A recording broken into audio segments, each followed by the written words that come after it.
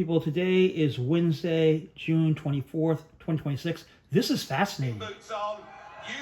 Watch this.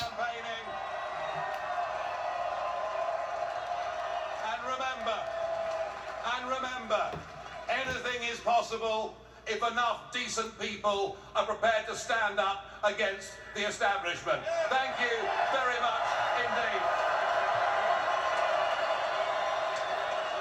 Now watch the next one, and then the next one. Wow. Thank you, Nigel. Polling has shown that your relationship with Trump has been one of the biggest barriers for people voting reform. Again, we're talking about those normal, ordinary voters. How are you going to balance that? Well, I could just lie. I could do what everybody else does and say, "I'll tell you what. We'll tell you what I think you want to hear." Or I can be honest and be me. Look, I think Trump has been elected on a ticket in America, and he is literally carrying out the pledges that he made. Whether people like him or don't like him, frankly, is irrelevant. He is not going to influence, our policy or what we do. But we recognise that actually Trump is a friend of this country, and that in terms of defence and in many other areas, it's a vital relationship. And funnily enough, Keir Starmer recognises that too. Look, what matters here is not the relationship with Trump, not my friendship with Trump. What matters is, regardless whether it's Biden in the White House, Trump in the White House, or whatever's to come, Britain's relationship with America is the key to the transatlantic relationship upon which all of us in Britain and Europe depend. All right, so 2016 to 2025 to 2026. Good to be with you. I'm Katie Tur. Listen closely, and you'll hear the conscious uncoupling of Donald Trump's personal alliances. Nigel Farage, who we just played, leader of the UK's anti-immigration reform party, is just one of them, evolving from campaign cohort to, oh, him? Zoom out and you'll see it happening across Europe's nationalist right. Marine Le Pen in France, AfD in Germany, even Giorgia Meloni in Italy. The prime minister, who was the only foreign leader to attend Donald Trump's second inauguration, a woman who called him strong and effective, is now backing off, refusing to allow him to humiliate her when he declared that she was begging him for a photo at the G7 to boost her own popularity at home. Her response, quote, "As for my popularity, being your friend has certainly not helped it, nor does it depend on my relationship with you. My popularity is none of your concern. I suggest you focus on yours." Ouch. So why are all these folks suddenly backing off, even as they still share the similar anti-immigration and nationalist messages?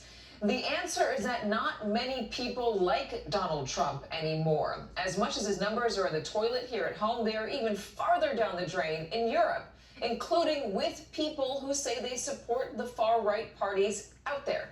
Take Nigel Farage, for example. When British voters were asked to list 3 reasons why they might not support reform, Farage's relationship with Donald Trump was right at the top, with some 37% saying it was a problem for them.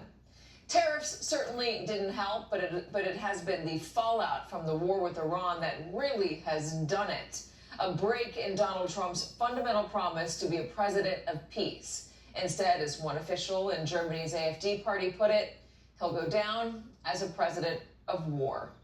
Joining us, MS Now Washington reporter and co-host of The Weekend, Jackie Alamany, New York Times opinion columnist David French, and Washington Post foreign affairs columnist and MS Now contributor David Ignatius. We are going to talk about the separation in a moment, but I do want to get to what's happening at the White House in just a moment. And this is an exception to the European rule, it seems right now. NATO's Secretary General Mark Rutte is meeting with Donald Trump today, and he has been the one person who has seemed to be remained fully on board, fully friendly, or at least has tried to appear so publicly with Donald Trump. What's happening over there, Jackie? Yeah, Katie, this is Mark Rutte's 5th visit to Trump since he's returned to power, and it even comes all of this glad-handing and these sort of tactics that Rutte has employed to try to keep Trump engaged and committed to NATO after Pete Hegseth went to the NATO headquarters in Brussels last week and threatened troop withdrawal from Europe. along with a 6-month review of American forces in Europe that the Pentagon is now undergoing. That is certainly going to be one of the topics that the Secretary General is discussing with the President today. We're actually hopeful that we'll hear from the Secretary General after his meeting. He's apparently going to be gaggling with reporters, but you're exactly right. I mean, there are specific reasons why the nationalist right has had a falling out with Trump and sort of fallen out of love with him, from Marine Le Pen's followers being unhappy with Trump's foreign interventionist ventures, Trump and Vance doing little to actually buoy Orban in Hungary, and now with Italy, after Meloni invested so much political capital into the relationship with Trump, all that she received back, in addition to the personal humiliation that we witnessed this past week, was more tariffs to Europe and a strained economy due to the Iran war.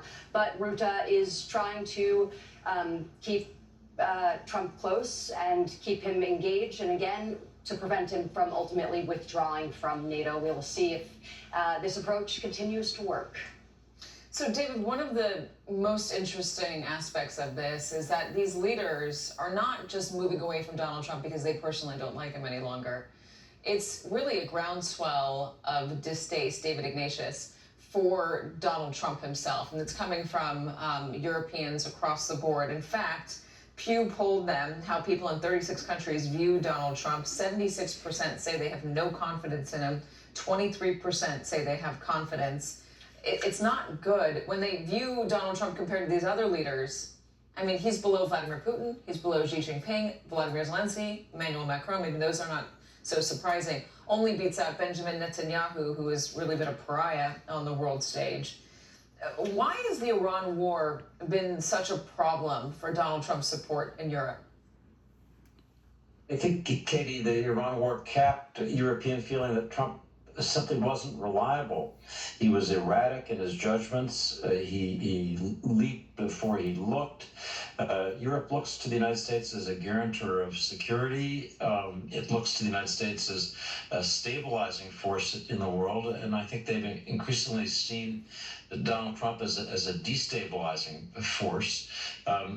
Trump is seen in Europe as a selfish president. He means it when he says America first, not interested in Europe's security interests and needs, not interested really in sustaining NATO. I've watched the breaking point through this year. I think began before the Iran war in January, when Trump's bullying over Greenland finally drove European leaders over the edge. European leaders who'd flattered and tried somehow to hold on to the idea of America as the center of a transatlantic alliance. I think the Greenland issue began to really break that. Then came Iran, and now we see popularity, support for Trump in the United States at a really astonishing low. David French, join in. Yeah, you know, what we're seeing on the European nationalist right is you're not much of a French nationalist or a German nationalist or a British nationalist if you're going to let an American president stomp all over your country. And this is the giant miscalculation that Trump made, is he has been thinking of himself, and a lot of people in that larger Trump movement have thought of themselves as having all these friends and allies out there, you know, in the European nationalist right. But if you're going to have nationalist allies, you have to treat their nations with respect. And that is absolutely not what Trump has done. And we're pretty used to in this country that there are periodically American presidents that people from other countries may dislike. However, if you're beginning to get to Donald Trump polling numbers, then it begins to become a diplomatic issue for the United States, because other democracies are now going to see, the other Democratic leaders are now going to see their popularity rise when they confront the President of the United States. It's going to be the popular thing to confront and to frustrate the will of the President of the United States. That is not in our interest. That is not in our favor. I mean, unless, of course, they're frustrating a stupid decision by the President of the United States.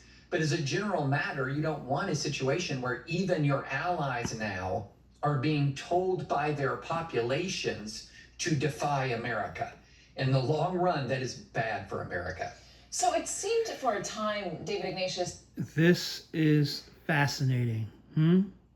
Simply fascinating. Not surprising, but fascinating.